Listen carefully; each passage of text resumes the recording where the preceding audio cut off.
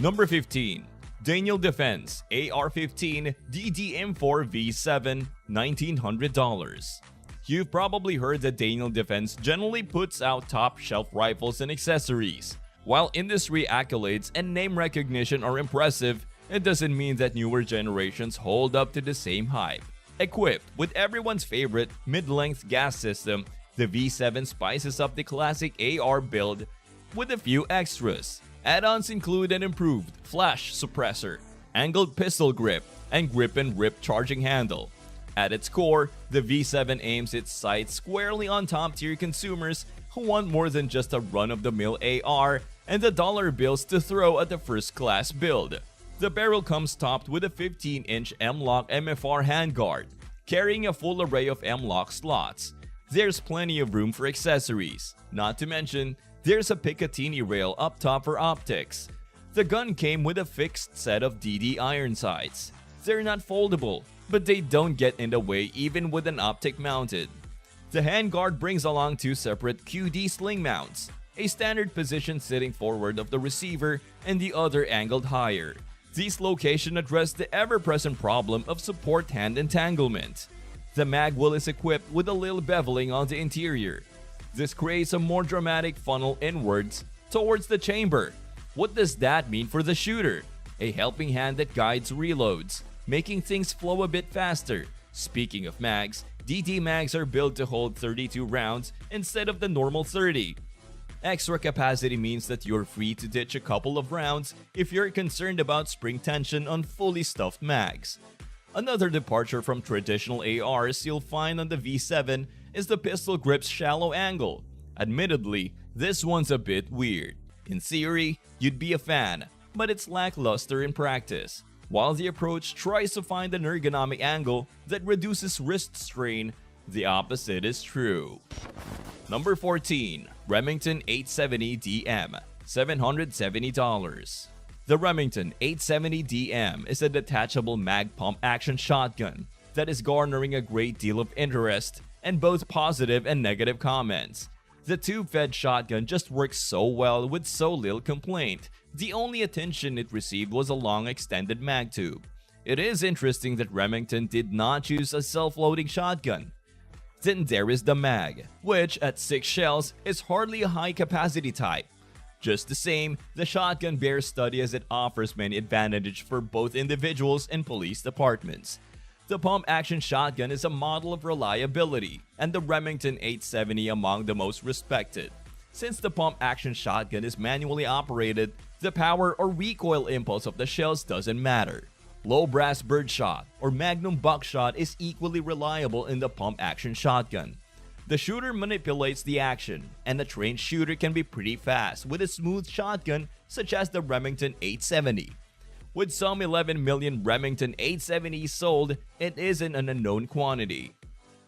And while the 870DM differs significantly from the original 870, it is essentially still a Remington 870 pump action. Number 13. Mark IV, $350. A rendition of the Ruger Mark I pistol. The Ruger Mark II was produced from 1952 until 2005, when it was replaced with the Mark III in 2017. The easier to disassemble Mark IV moved in as the last rendition of the pistol, the first of which came out in 1949. Originally made to replicate a Japanese military pistol, this little semi-auto became one of the most prolific handguns ever produced. It is one of the best handguns ever for plinking in small game, and it's destined to hold that spot for a long time to come. Offering a simple one-button takedown and a design built for long-lasting accuracy, the Ruger Mark IV semi-auto rimfire pistol offers an accurate performance that's easy to operate. Locked securely in a lightweight and comfortable, precision-molded polymer grip frame, the internal cylindrical bolt construction ensures permanent sight-to-barrel alignment for higher accuracy potential than standard moving slide designs. Its 5.5-inch cold hammer-forged bull barrel features ultra-precise rifling to offer exceptional accuracy that lasts. A redesign of proven rimfire designs, The Mark IV features a simple rear-mounted takedown button and a frame-mounted pivot pin to eliminate the complexities of field stripping to make proper chamber-to-muzzle cleaning easier. Checkered 1911 style grip panels provide a comfortable, non-slip hold along with a serrated front strap and checkered back strap on the grip frame. An ergonomic bolt stop, contoured ejection port, and easy-to-grasp bolt ears allow for durable and reliable operation round after round. Easy-to-use design features an easy-to-use push-button mag release on the left side. Pistol features iron sight, as well as a drilled and tapped receiver for a Weaver or Picatinny-style rail. Mark IV isn't a bad gun. While it might be accurate, its overratedness comes from its lack of reliability. It jams after only 200 rounds of suppressed fire, and just a few more unsuppressed. Number 12. CZ Scorpion, $1,000. The rifle itself has proven to be reliable with standard factory ammunition. The design is durable and most haven't had issues with the rifle. However, some early batches of the mags had feed lips breaking when left loaded. CZ has fixed the issues and will replace the mags. It happened enough to be a well-known issue. The weapon has some excellent ergos. The controls are well placed and almost entirely ambidextrous. They are all easy to activate and work well. The problems arise from the ambi-safety digging into your trigger finger when firing. You can install a safety delete for $12, but it's still an issue. A safety delete removes one side of the safety. It converts the safety from an ambidextrous safety to a one-sided safety for comfort's sake. The trigger is also pretty stiff. It's short, but stiff. Other than that, a lot of gun companies should take note of how to do ergos from the CZ Scorpion. The Scorpion is one of the affordable, yet name-brand pistol caliber carbines. You can build an AR-15 in 9mm or find a Kel-Tec sub 2000 or high point cheaper. However, compared to B&T and Sig, the Scorpion, $950 is a lot cheaper with similar quality. Also, keep in mind that the C Scorpion is plastic. All of the structure, including the receiver, is plastic. And this gun has a lot of blowback, which means that the only thing holding the round in the chamber is the bolt. Number 11. LMT Mars H, $3,300. Tell anyone they need to buy one AR-10 to last the rest of their life, and the LMT Mars H is hands down their pick. No question. If you want the absolute best on the market, this is where the buck stops. This is the current flagship for the Mars H lineup. To do it all, Mars H has the robustness of a combat-proven weapon system, the pedigree of an accurate long-range rifle, and the versatility of our Mars modular system. Featuring a 1 out of 10 right-hand twist, 16-inch chrome-lined barrel, a 2-stage trigger, this carbine can shoot with precision for a long time.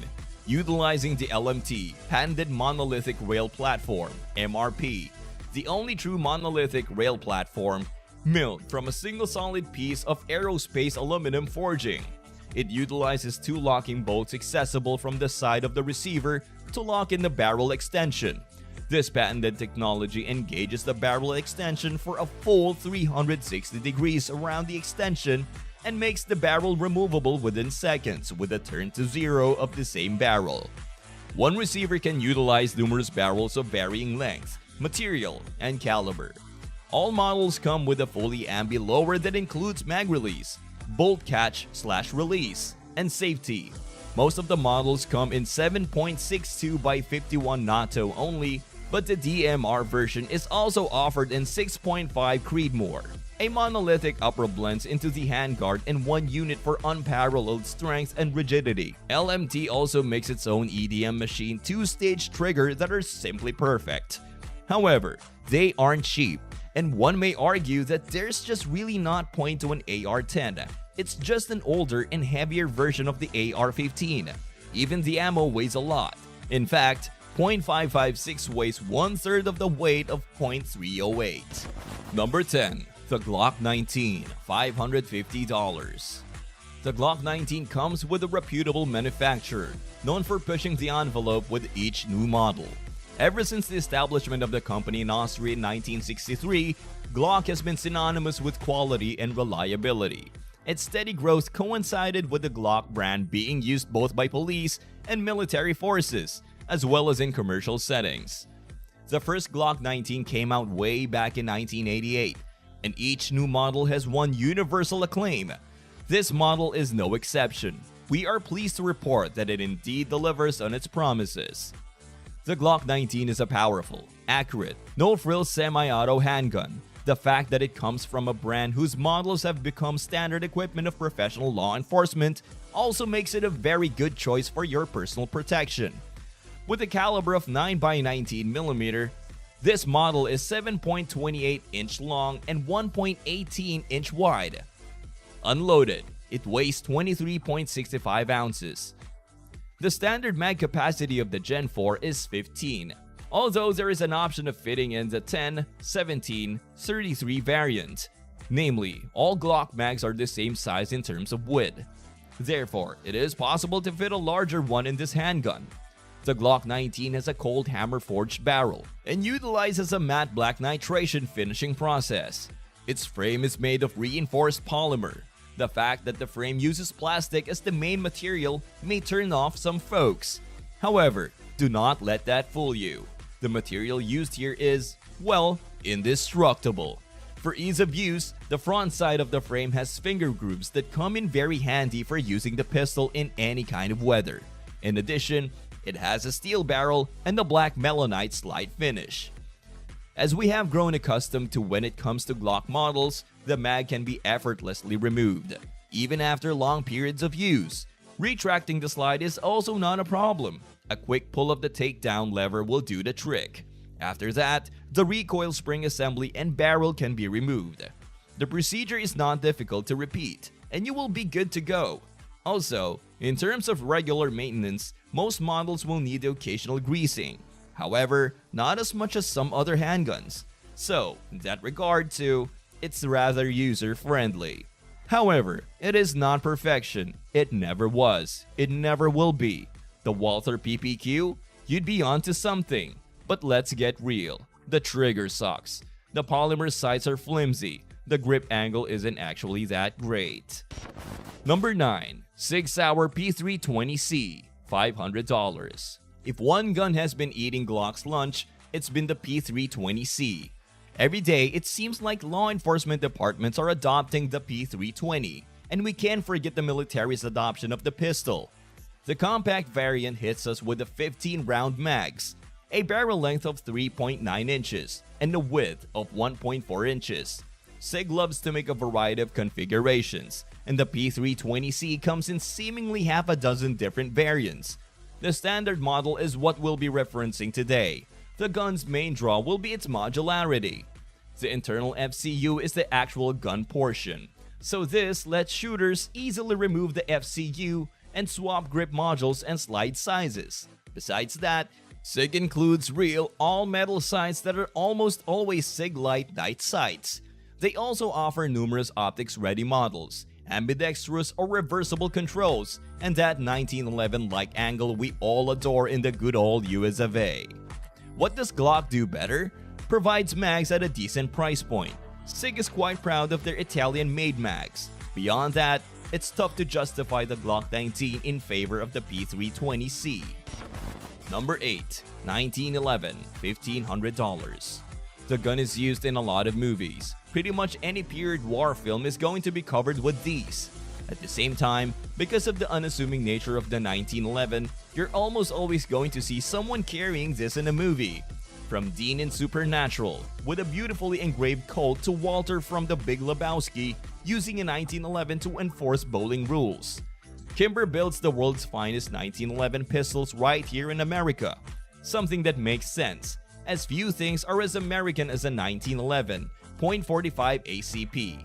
Virtually every critical component of every pistol is manufactured inside a Kimber factory.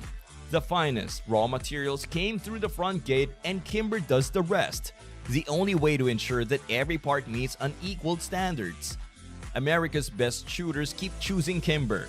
Legendary LAPD, SWAT, tested 5 major 1911 brands and chose Kimber. United States Marines assigned to Special Operations Command chose Kimber. The USA Shooting Rapid Fire Pistol team trains for Olympic competition with a Kimber. Most recently, LAPD SIS transitioned to Kimber. They all chose Kimber for the same reason: quality, dependability, and accuracy. But that said, the carrying capacity is pathetic relative to the size and expense. You have to spend a lot to get a good one. Number 7. FN510 Tactical, $1,100. The FN510 Tactical is a polymer frame, striker-fired semi-auto. It is a duty-sized handgun, comparable in size to the benchmark Glock 17. My sample weighed just less than 2 pounds with an empty 15-round mag inserted. This handgun is everything that consumers expect in a modern semi-auto, incorporating the features that FN America has developed through its FNX and FN509 series of pistols. It is essentially a scaled-up version of the 509 Tactical. The FN510 Tactical ships in a quality black nylon case that holds both the handgun and its accessories. The slide on the FN510 Tactical is machined from a steel alloy and wears a matte black physical vapor deposition (PVD) finish. Angle cocking serrations have been milled into both the front and rear of the slide. The ejection port is generously cut. A beefy external extractor doubles as a load chamber indicator, visible from the right side of the handgun. The Colt hammer-forged stainless steel barrel is 4.8 inches long and is threaded 5/8 by 24 at the muzzle. A knurled thread protector is included, and an internal O-ring prevents the cap from working itself loose during recoil. Traditional lands and grooves are used in the rifling, so unlike polygonal rifled handguns, the FN510 Tactical is compatible with lead bullets. The barrel is integrally ramped, and the chamber is fully supported. 10mm fans seem to think that their pistol is all death and destruction, but the truth is, they just aren't. Hand loads can push the 10mm into the bottom end of the .41 Magnum territory. But so what? Hardly anyone loads their own these days. Number 6. Desert Eagle, $3,000. The Desert Eagle 50AE is one of the most immediately recognizable pistols around. From action heroes to villains to spies, somebody in just about every gun-filled action movie is bound to be wielding one of these infamous firearms. If you want to instantly establish someone is a force to be reckoned with, this gun is the one to hand them. The biggest, baddest mama jammas are the only ones in the film that you will see with this gun. If you've never held one of these cannons, and that's the only way to describe it as a cannon, then go find a gun store that carries them and hold it. With its massive size and its distinctive triangular shape, this gun is instantly recognizable. The AE in the Desert Eagle 50AE means Action Express, which is the name for the gas-powered mechanism in the Desert Eagle that allows it to shoot the enormous .50 caliber bullets. In case you're not aware, that's a larger caliber bullet than certain assault rifles. Some law enforcement professionals don't even bother with this gun because it's too powerful for their needs. Every agent in the Matrix trilogy chooses a Desert Eagle 19. Perfect for discerning AI that doesn't feel recoil or pay for ammo. However, it isn't the latest of anything because it's almost too big to use. It's also more expensive than a ranged toy deserves to be. They're known for more jams than Smuckers. Number 5. Springfield M1A Rifle, $1,500. First things first, historical firearms are cool as hell, and there's nothing quite like owning, holding, or shooting a wood-clad gat that's got a story to tell. If only it could speak. The M1A, obviously a civilian variant of the iconic M14, fits squarely in that niche. The M14 and M1A have incredibly vocal supporters and detractors both, and if you have the misfortune of wading into Mekong Delta of that online shit-flinging fest, it's probably going to be quite hard to discern how these guns actually perform in real life. In all honesty, these rifles are quite dated in terms of design ergonomics. They're civilian M14s, and the M14 was dated design-wise at the time even compared to the AK and FAL. Considering you'll be rocking the ergonomics of an 80-some-odd-year-old rifle design, you can expect to feel out of place if you're the type of dude that's used to adjustable length of pull and the C-clamp style grip. The rifles are heavy and quite cumbersome. Because of the op-rod placement, you're likely going to have to jump your support hand out of the way further than what feels natural if you're used to firing modern carbines. Otherwise, you'll be in for quite a shitty surprise when the gun bites you. Also, the M14 promised a modern, mag-service rifle that could use the Garand's machinery. Well, that turned out to be a lie. Construction was a mess mechanically, and the guns were rather unreliable. Number 4. Colt Python, $1,800. Is there anything negative to say about this monster of a revolver? There are a few points, but they're hardly major. First, the grips. They're lovely and beautiful, but one doesn't find them very functional. And they are very slippery. The Python is already prone to shift under recoil, as revolvers do. If the knuckle of your middle finger is anywhere near the trigger guard, you're likely to get bumped. Grips are easy to swap out, so this is a minor issue. If Hogue makes overmold grips for this gun, then it's both a simple and affordable swap. Second, the trigger. Mechanically, it's lovely, but the surface area or shoe is just a bit on the narrow side for my liking. Having a bit more meat on the contact area would improve the feel, especially with having that slightly heavier pull weight. The size and shape of it now makes one think I'm pulling the trigger on an Italian copy of an old single-action .45 long Colt, not a Python.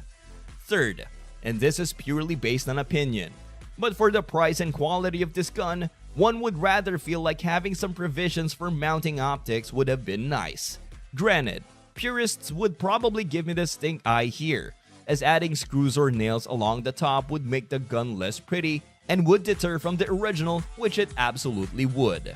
That said, if you did want to put glass on it, you'd have to find some means of clamping a mount onto the barrel, which would goober up such an amazing mirrored finish and look tacked on and ugly. Number 3. Spaz 12, $3,500. One of the most fascinating aspects of the Spaz 12 is its selectable modes of operation, allowing the Spaz 12 to function as both a semi-auto or pump shotgun. In typical operation, the Spaz is a piston-operated semi-auto.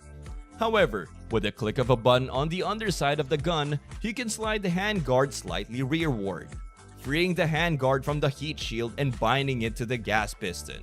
Simultaneously, the handguard rotates a valve attached to the barrel, closing the gas ports and denying any gas from reaching the piston. Presto!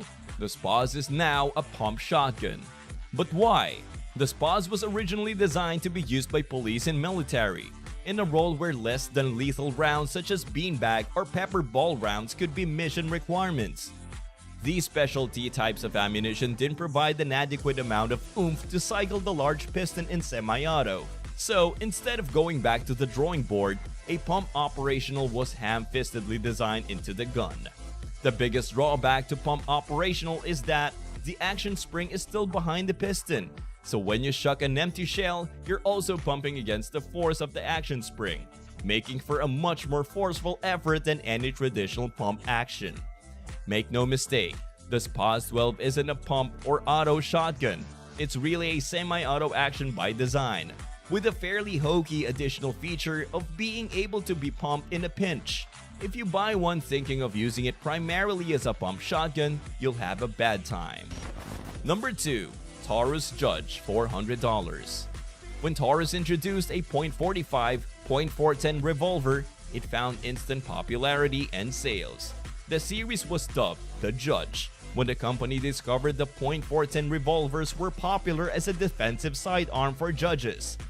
Since a .410 shot load would have excellent short-range stopping power and less chance of collateral damage to bystanders at even medium ranges, the Judge has a solid following and remains one of the more popular handguns in the Taurus line. In my experience, there are two kinds of people, those who love the Judge and those who hate it. In the standard all-metal configurations, the Judge is a bit heavy and bulky for daily carry, though no more than the full-size service pistol some carry. A fully loaded Defender would come in with a loaded weight a bit less than a compact double-stack .40. Due to the fact it's a revolver, it would be a bit thicker, but it would have a slightly shorter profile. Shooting the public Defender is fun, provided you don't mind recoil and muzzle blast. Number 1. The Thompson SMG, $1,500. Finally, we get the last gun on the list, the Thompson SMG. In 1921, it was a fantastic firearm that tiered above anything else on the battlefield. To understand the Thompson SMG, you need to start at the beginning of the story. The realities of trench warfare during World War I were simply too much for the technology of the time. Guns had developed based on the idea of the traditional European battlefield, with tightly choreographed regiments of soldiers marching in formation, all firing in unison. Firing faster was an interesting concept, but even though Maxim's MAC guns had been around since 1889, it was only very recently that they had been adopted in large numbers by the armies of the world. That's all for this video, folks. See you next time.